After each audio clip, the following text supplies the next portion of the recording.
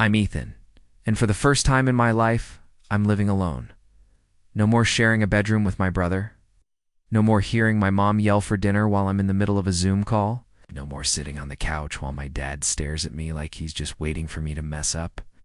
Just me, a rundown rental house about 40 minutes from the city. The 6-month lease I worked myself half to death to afford. The place isn't great. Not terrible, I've urged. Tired, like it gave up on being anything better years ago. The faucets drip constantly, the paint peels like it's been trying to survive one winter too many, and the hallways carry a damp, musty smell I can't track down. But it's mine, at least on paper. Strangely, that's enough to make me feel free. The first 3 days had no Wi-Fi. One outlet sparked whenever I plugged in the coffee maker. I killed a spider the size of my hand in the bathtub. Didn't care. Every morning, I woke up on a mattress on the floor, surrounded by unopened boxes, and felt peace. No one called my name. No one barged in without knocking. No one asked, when are you going to get a real job? I didn't know a soul in the neighborhood, and I wasn't trying to. I hadn't come here to make friends. I came to find myself, or maybe to create a version of myself I could stand to live with. I had plans, half-baked ones, sure, a little. Wood shop in the garage, maybe a YouTube channel about rebuilding my life, or a mobile coffee shop out of a junked-out van. I had no money, no guidance, no experience. Just the stubbornness my dad liked to call youthful delusions. Then, a few days after moving in, I met her. I was behind the house, trying to fix the crooked wooden fence with a cheap flea market hammer. Every time I tapped a nail, the board wobbled like it might collapse any second. I was considering duct tape when I heard a voice. Do you really need tools for that? I turned around. A woman stood on the other side of the fence, holding a cordless drill, a small amused smile on her lips. She was tall, with shoulder-length brown hair and eyes that somehow quieted my thoughts. Yeah, I said, trying to laugh off my embarrassment. This hammer's killing my pride. She passed the drill over the fence. I'm Rachel. I live next door. Saw you struggling for my kitchen window. Thought you could use this. Ethan, I replied, taking it. Just moved in, and thanks. You saved me from taping this thing back together. She laughed. Warm, unguarded laugh that felt strangely grounding. We only talked for a few minutes, but something inside me shifted, like she wasn't just seeing some guy wrestling with a fence. She was seeing me. Rachel is 39, divorced. With a 10-year-old son named Logan, her ex disappeared when he found out she was pregnant. She used to work 2 jobs, sometimes sleep in her car, survive on the kindness of strangers. Now, she runs a small online candle shop, modest, but enough to live on and be proud of. Didn't talk about her past with self-pity, just simple honesty, like she'd made peace with it. After that first meeting, I caught myself glancing at her house more often. Not in a desperate way, just expectantly, hoping I'd spot her watering plants or hanging laundry, or maybe just standing outside smiling. 3 days later, she knocked on my door with a box of lasagna. I cook too much, she said lightly. Logan only eats pasta with butter. I thanked her and invited her in, feeling a little self-conscious. My house was still a mess in open boxes. A mattress in the middle of the living room, a single lamp, and an old fan. Rachel looked around. Without judgment, it's new, she said simply. New in a rough way. I joked. But new can be anything, she replied. And for some reason that made me feel lighter. She didn't say, what a mess, or aren't you done unpacking yet? We started seeing each other more. No plans, no expectations. Sometimes she brought cookies Logan had made. Sometimes I carried groceries from her car. Logan got used. To me fast, sneaking into my house to play games like I was some distant cousin. I started looking forward to the knocks, to the sound of Logan's quick footsteps on the driveway. And the strangest thing? I stopped caring that I had no idea what I was doing. One evening, I sat on the porch, coffee in hand, watching the sun sink in shades of orange and red. Rachel came over, sat beside me without a word, and handed me a grilled cheese and a blanket. We ate in silence until she finally said, "You remind me of me back then, when I was starting over." "When you moved here?" I asked. She nodded. I was 29, with nothing but a baby and a mountain of debt. I used to sit on this porch wondering if I was doing the right thing. Stared at the ground. I'm not sure I am doing the right thing. She smiled softly.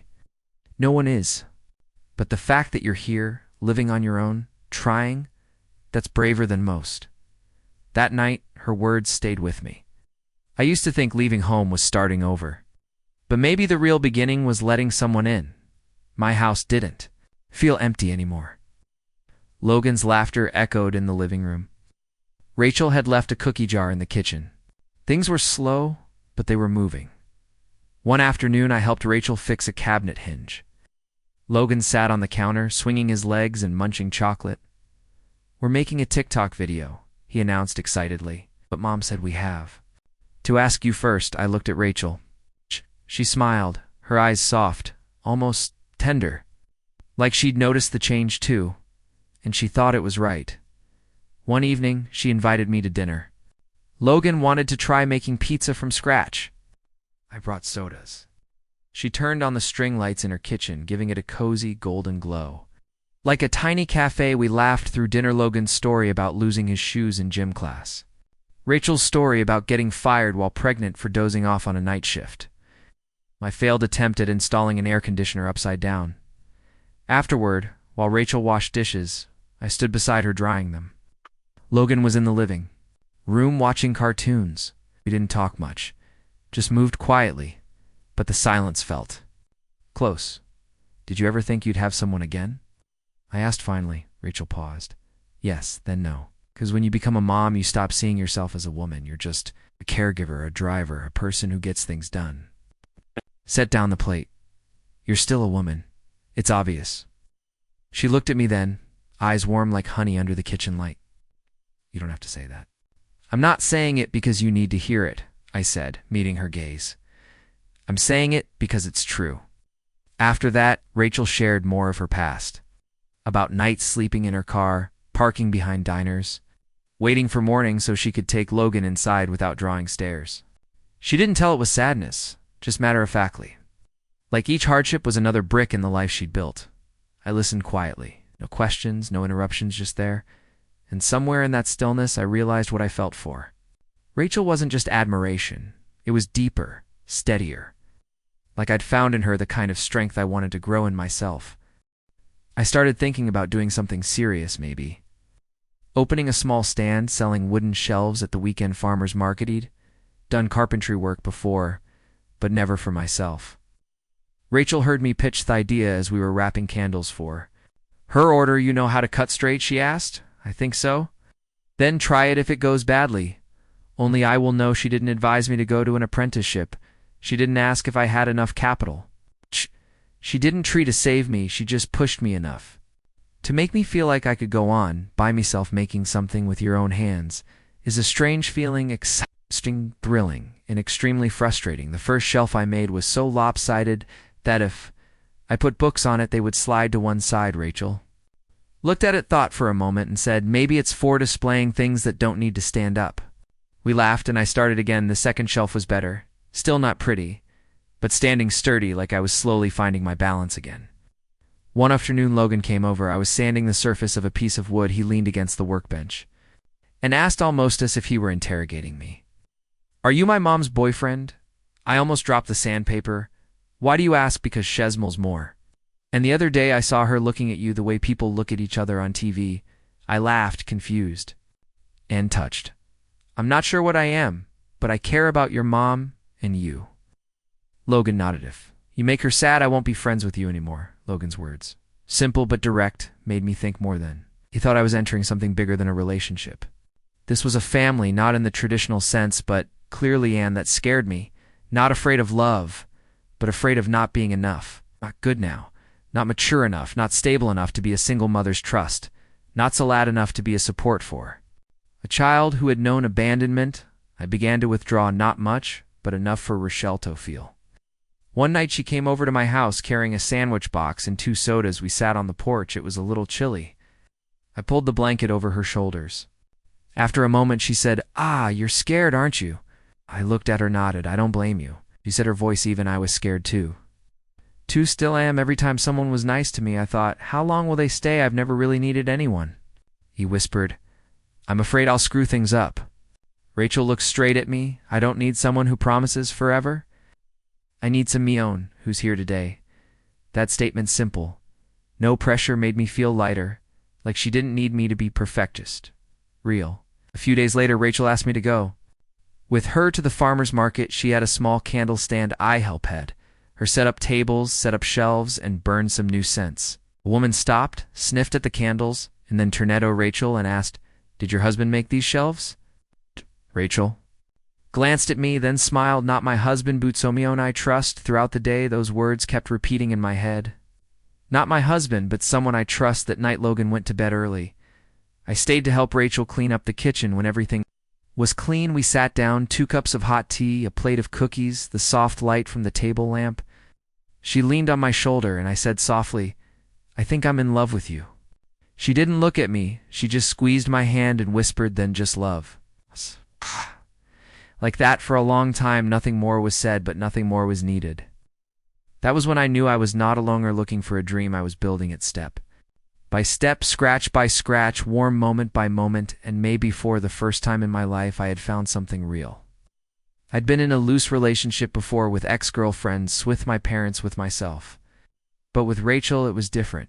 She didn't say it, but there was something in her Ison, the way she let me into Logan's life, that told me this wasn't a temporary stop.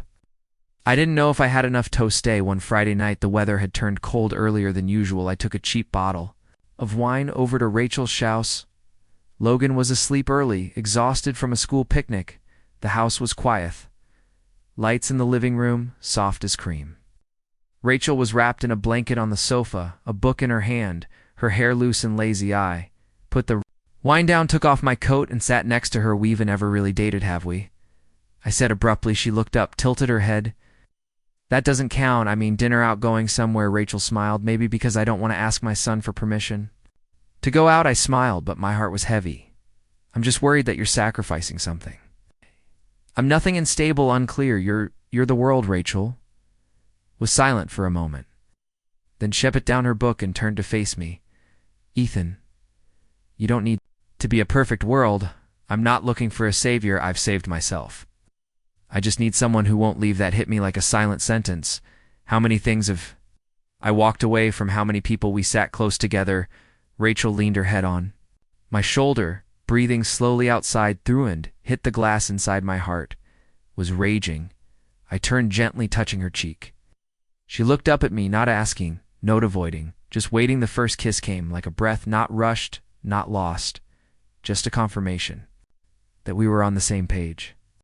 I squeezed her shoulders, pulling her closer. Rachel didn't pull away, but she placed her hand on my chest, a small gesture, just enough to make me stop. My body, she began, then hesitated. It's not what it used to be. I've been pregnant. There are stretch marks. There are places where it's not firm. Not like the young girls you used to know. I didn't say it right away. I looked at her for a long time and then reached out toe lightly, touched the line of my collarbone exposed under my collar. Rachel, don't want you to be anyone else. She looked at me, her eyes sparkling with tears. It's not tears, but the kind of light that only comes when you're truly seen. The room darkened as we drew the curtains. The bedside lamp dimmed, casting a soft amber glow, enough to see each other's features, enough to make the outside world disappear. Rachel sat in front of me, her sweater off her shoulders, her hand wastel resting lightly on mine, as if asking if this was the right thing to do. You're not perfect, she said softly. Thank goodness. I said, I don't know how to love perfection. She smiled, a short, throaty smile, and nodded as I slowly slid the fabric over her shoulders. My hand trembled, not out of desire, but out of respect.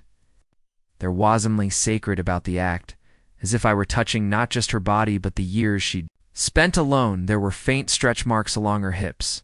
There were curves that were a little later than the models. I'd seen. There was a small scar near her ribs, a whisper of hard times. I kissed it slowly, reverently, not to erase it, but to remember it. I brought a life into this body, she said, her voice very soft, and learned to love it again. But sometimes I'm still afraid that others will look at it and not understand. I didn't answer with words.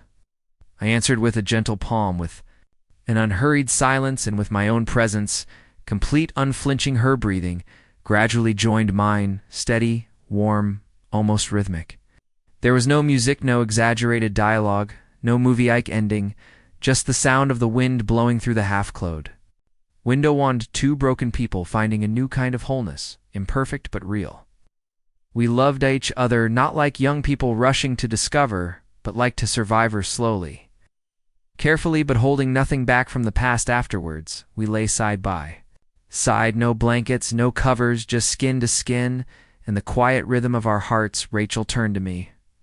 Her eyes tired but peaceful. I don't think I'll ever let anyone into my life like that again.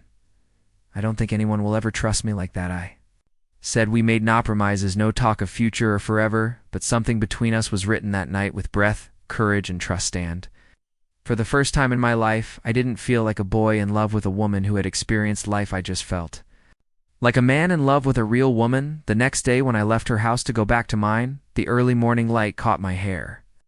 Nothing was different on the outside, but I knew everything on the inside had changed. I was no longer the boy living in a rented house. I was the one chosen to enter a family, not because I was perfect, but because I was real. The day my parents came to visit, I was unannounced. I was cleaning the kitchen when there was a knock on the door, not soft, not expectant, the kind that told me it wasn't Rachel or Logan. I opened the door, and standing bare me were Mr. and Mrs. Bennett, with the same look they'd given me when I told them I wanted to quit college. Mom was the first to speak. Let's stop by for a bit. Your dad wants to see how you're doing. I stepped back to let them in and trade. To clear some of the wood chips from the dining table, they looked around. Their eyes took in everything, the half-finished shelf, the crooked lamp, the painting Logan had painted on, the wall. No compliments, no acceptance, just an awkward silence. So this is your free life? My dad asked. Hands on hips, I took a deep breath. Yes, and I'm okay. Okay. Mom repeated it as if it were a disgusting word. No steady job, no insurance, living off the grid. Is that what you call? Okay, I didn't respond. I was used to the way they made my dreams seem like a joke. We heard. Mom continued, her voice dropping. You are living near a woman older with children. I looked at her. Her name is Rachel, and she's not a woman with children. She's the one I love. The air grew cold. My dad growled. You're 23. She's almost 40. She has children. What are you thinking? I'm thinking. I said slowly that for the first time in my life, I don't need permission to be who I am. Mom looked at me as if I had just disowned my family tree. She's not your future. She's a setback. No, I said. She's what keeps me going. They left without eating, without hugging me, without saying goodbye. Before walking out the door, my dad turned and threw one last line. When you wake up, don't expect us to still be waiting. The door closed. I stood there. My hands clenched, my heart pounding, not with anger but with sadness. That night, I didn't tell Rachel. I sat alone on the porch, drinking a cold beer, trying to swallow the feeling that I had just lost a part of my blood just because I choose something different from them. A few days later, Brandon, my old college buddy, texted me out of the blue. I'm on a business trip near you. Want to meet? We used to be like brothers, sharing dreams, getting drunk on the soccer field, skipping class to brainstorm startup ideas that never came to fruition. But when I dropped out of school and moved away, we lost touch. I agreed to meet partly out of curiosity, partly because it needed to hear a voice from the old world. Brandon drove a new car, wore a shiny watch, and had his hair slicked back. We met at a small coffee shop in town. After a few small talk, he looked at me more closely and asked him, I heard you live with a single mother. I nodded. Her name is Rachel. You love her. Yeah, Brandon sipped his coffee, then put it down. Do you know what you're doing? The question not harsh, but heavy. I know I'm living, I said. You can live and still move forward, Ethan. Not in a small town making wooden shelves and raising other people's children. I squeeze his hand. You make it sound like I'm being pulled down, not pulled down, but limited. You can do more. You had dreams, remember, of a design studio, creative products, fundraising, big ideas. I still have those, I said, though I was skeptical myself. Brandon pulled out a piece of paper. A business card. My company is hiring for a product development position internship, but with a roadmap. Maybe I can help if you really want to come back. I took the card, gazed at it. Part of me was still drawn to that place, the city, the pace, the opportunity, the fame, but another part no longer belonged there. I didn't tell Rachel about Brandon, nor about the business card. But for the next few days, I acted as if I lived in two worlds, one of sawing in the garage dinners with Rachel and Logan morning bike. Rides around town, the other of me in a dress shirt, sitting in meetings in a glass office, signing off on product drawings. I didn't know which was more real. Rachel sensed it. Of course she did. She didn't ask right away, but I saw something different in her eyes. Not doubt, but anticipation, like she knew, and Daz giving me time to tell her. I came home late that night. Logan was asleep. Rachel was folding a blanket on the sofa. I walked in quieter than usual. I put me bag down and walked over to her. "Are you okay?" I asked. She didn't look at me. "You're thinking about leaving Arenato." I froze. "Brandon came to see you," she said. Read her voice soft, as if she were telling someone else's story. "You ain't very good at hiding it." I didn't deny it. I just sighed. "I'm not sure what's right. I had a chance and I don't want to blame myself for not trying." Rachel nodded.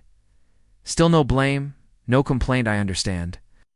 Really, she walked into the bedroom, shut the door, and for the first time since I'd known her, the distance between us felt like miles. I woke up early the next morning. Logan wasn't home. Rachel wasn't either. I panicked. Then the phone rang. "Her number Logan didn't see last night. He thinks you left." I felt like I'd been doused with cold water. "Where? Did you look? North Park School not there?" I rushed to my car and drove around town. Every turn was a curse that had yet to be broken. I imagined the boy huddled at the bus stop, lost, thinking he had been abandoned.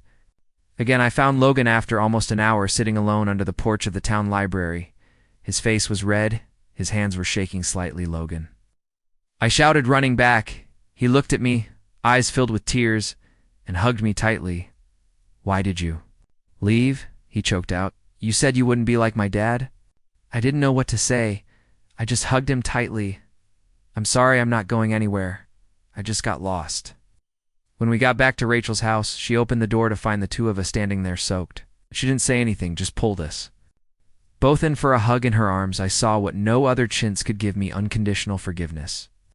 That night, after Logan fell asleep, Rachel and I sat on the porch like so many times before. But this time I took her hand first, initiating with a hesitation. "I don't know if I'll succeed. I don't know how many shelves I'll make, but I do know I want to stay." Rachel looked at me, saying nothing, then she nodded. "No one expects you to be perfect, Ethan. We just want you there." I took Thecard from my pocket, tore it in half, and placed it in the almost burned candle. The flame flickered and died, and with it buried an old version of myself, the one who thought I had something to prove to be worthy of love. After that night, everything changed. Not suddenly, not like in the movies where people kiss in the rain and wake up the next morning to a whole new life for us. Things changed gently, but surely. Rachel started calling the one when she told people Logan no longer asked if I was leaving. He just knocked on my door in the morning and said, "Do you want pancakes?" Started making more shelves, and Rachel helped Mellis them on an online store. One person ordered then, too. Then someone asked, "Do you do custom orders?" I didn't know if I could do it, but I said yes, and then I learned how to do it one afternoon. Rachel and I took Logan to the park. He had a soccer ball with him, kicking it around in the wet grass. I sat on the bench watching Rachel's smile as he fell face down and got up. I turned to her. "Do you think we're doing the right thing?" She frowned. "Slightly right or wrong doesn't matter. What matters is whether we're living authentically." I nodded, but question remained. Am I enough the next day? Logan dropped his bike in a ditch. He ran home, scraping his hand. Mud splattered up to his collar. "Where's Tom?" he shouted, on the verge of tears. "I want Tom." Rachel was holding the first aid kitchy. Froze. So did I. Not him, not Uncle Tom. As if I were a real part of him, I walked over and bent down to wipe the scratch as gently as I could. Logan stopped crying, keeping his hand in my lap as if it were the safest place to be. That night, as Rachel and I cleaned up after dinner, I asked quietly, "Have you heard Logan call me Dad?" She nodded. Not looking up. "He's been thinking that for a long time. He just hasn't said it." "Why didn't you react?" "Because I believe he feels something real." I put my head down on the table, not because I'm tired, but because for the first time in my life I understand. That trust carries weight, and I'm carrying it every day, little by little. We sat on the porch like we always did. Logan slept in his room. The town seemed to have gone dark. Early, Rachel handed me a cup of hot tea, then propped her chin up and looked up at the starless sky. I used to think I didn't deserve anyone to come into my life again. She said almost in a whisper. I replied, more quietly, I used to think it'd never be good enough to be in anyone's life. We looked at each other. Nothing more needed to be said, but in thought moment, I knew if this was a family, I was no longer standing outside. That weekend, Logan got a craft project from school, a model of a small city he came running to me asking for. Help like I was a NASA engineer, Tom. Can we make a train track and a bridge over the river and a skyscraper? Rachel tried to chime in and tell. Logan, to keep it simple, but nodded first. Of course we can do Central Park if you want. We spent the afternoon in the garage. Logan sketched on paper and I sawed off small pieces of wood. Rachel brought out orange juice and cookies, sat in the doorway, and occasionally gave feedback. When the model was finished, Logan stood back, hands on hips like a proud little architect. Mom would love it. Then he looked at me. You know, if this were a real city, I'd be the one to build it. I didn't know how to respond. I just petted his head, but inside I was already answering yes. Maybe for the first time in my life I was building something that wasn't just mine. On Sunday, we had a picnic in the park on the edge of town.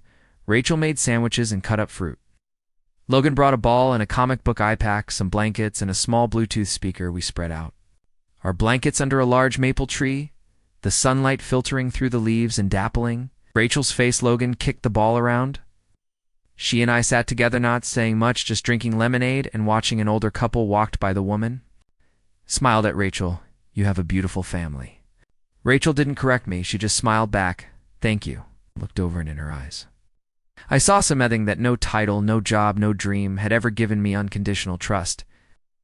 Night after Logan fell asleep, Rachel and I sat on the porch, the breeze blowing. I looked at her soft brown ice-wind ruffled hair, a cup of tea in her hand. She tilted her head, asked, "What are you thinking?" I replied, unprepared, "You think I'm in love with you." Not in a new, exciting way, but in the way that when I look ahead, you're always there. Rachel didn't seem surprised. She just smiled. A smile that wasn't loud, but enough to make my heart skip a beat. Then just love, she whispered. Don't try to understand. It'd just be there. I took her hand. This time it didn't shake. There was no doubt, because I knew I was hurriedly, and I didn't want to go anywhere. I moved into Rachel's house on a Monday morning. No ceremony, no name tag on the door, no truck full of stuff, just 3 boxes of clothes, a few woodworking tools, and a stack of books. I hadn't finished reading. Rachel cleared out a closet for me. Logan made a small sign to hang on Tom's area, knocked 3 times before entering. I hung it up as if it were the first credentials I'd ever received for my new role. I was still paying rent on my old house until the end of my lease, but I knew in my heart I was home for real. Rachel's garage was now a small woodworking shop. I added shelves to the kitchen, made a mini bookshelf for Logan, and even fixed the door that always stuck when it was wet. Rachel helped me photograph the products right, descriptions, and set prices.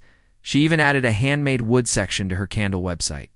We didn't call it abusiness. We just said we're making something real with our hands in the mornings.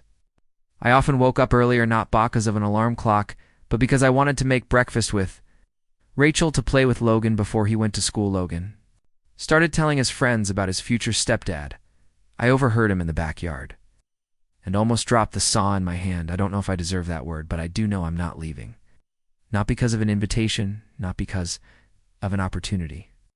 Not because of fear. I was building something shelf by shelf, morning by morning, hug by hug. One night Rachel called me to the dining room table and turned on her computer. I think it's time for you to have your own website. I looked at the screen. Simple page, the domain name still blank. Shisked. What do you want to call it? I thought. Then I typed something real. Rachel smiled, touching my hand lightly. That's it. Later that night, Logan came running into the living room holding a piece of A4 paper folded into 4. I'm done. I unfolded it. 3 people, a woman with brown hair, a man with a light beard, and a boy in a red shirt. Scrolled beneath the picture were the words, "My family." I looked at Rachel. She didn't say anything. She just squeezed my hand under the table. Squeezed soft enough no one would see, strong enough that I would never forget since living here.